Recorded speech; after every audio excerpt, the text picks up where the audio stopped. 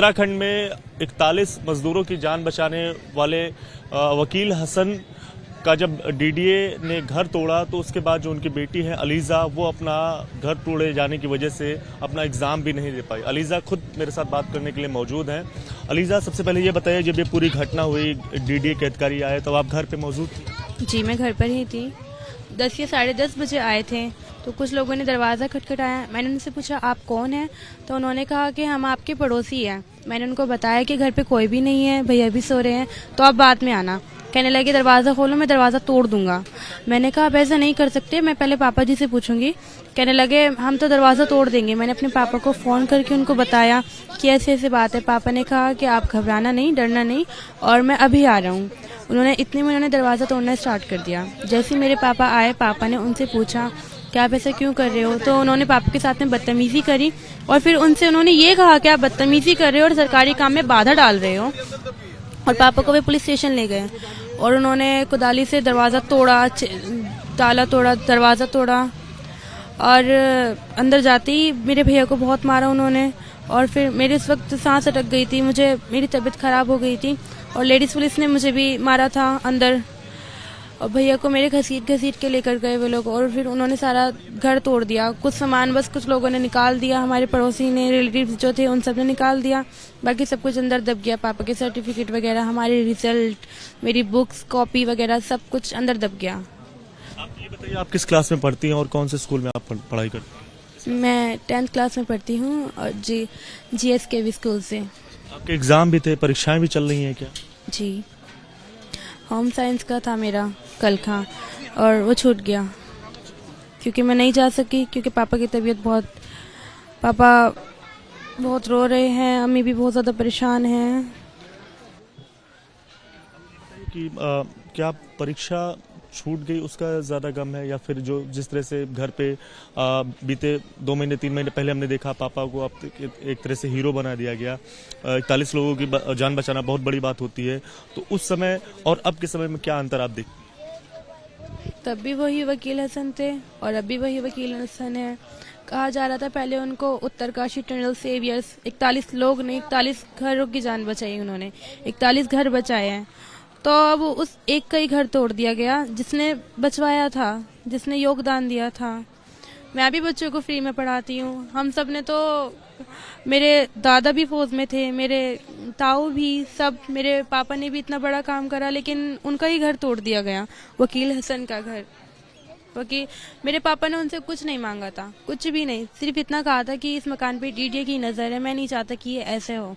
तिवारी जी ने खुद कहा था कि ये तो तिनका है और आप घबराइए नहीं, आपका मकान बनेगा भी, मैं खुद खड़ा होकर बनवाऊंगा, और उसके बाद में हम दोनों बैठ के दावत खाएंगे। लेकिन इतना सब कुछ होने के बाद भी हमारा घर कैसे टूट गया, विदाउट नोटिस, झूठ, और हमारे साथ में इतना बड़ा बर्ताव किया गया। मेरे मुन्ना कुरैशी, मेरे चाचा को भी उन्होंने हिट किया, उन्होंने मारा, और मेरे पापा के साथ भी उन्होंने बदतमीजी करी और बहुत ज़्यादा लाउडली वे बात कर रहे थे।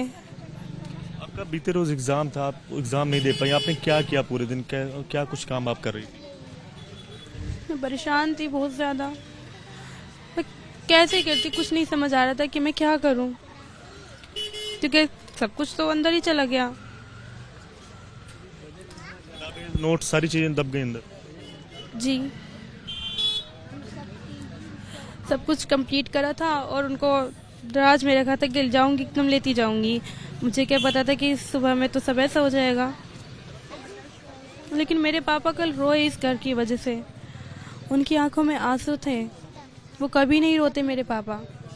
इवन जब मेरे दादा दादी गुजरे थे वो तब भी नहीं रोए, लेकिन कल इस घर की वजह से वो रोए। इसलिए नहीं कि ये घर टूटा, इसलिए कि उनका हौसला कल टूट गया। उन्हें जब भी कहा गया, उनसे वादे सब झूठ था। उनको तो सरकारी नौकरी, उनको ना जाने क्या क्या देने की बात थी, लेकिन पापा ने सब मना कर दिया ना, उसके लिए इतने को उन्होंने पैसे मांगे, और उनका घर और तोड़ दिया गया। आपने बताया कि आप बच्चों को फ्री में पढ़ाती हैं, अब तक घर के अंदर आप बुलाकर पढ़ा रही होंगी, आप कैसे पढ़ाएंगी बच्चों को फ्री में? यहीं पढ़ाऊंगी मैं बच्चों को भी यहीं पढ़ाऊंगी, मैं भी यहीं रहूंगी। जब तक हमें हमारा घर नहीं मिल जाता तब तक मैं ऐसे ही करूंगी। कितने बच्चे पढ़ने आते हैं? मेरे पास में 36 बच्चे आते हैं।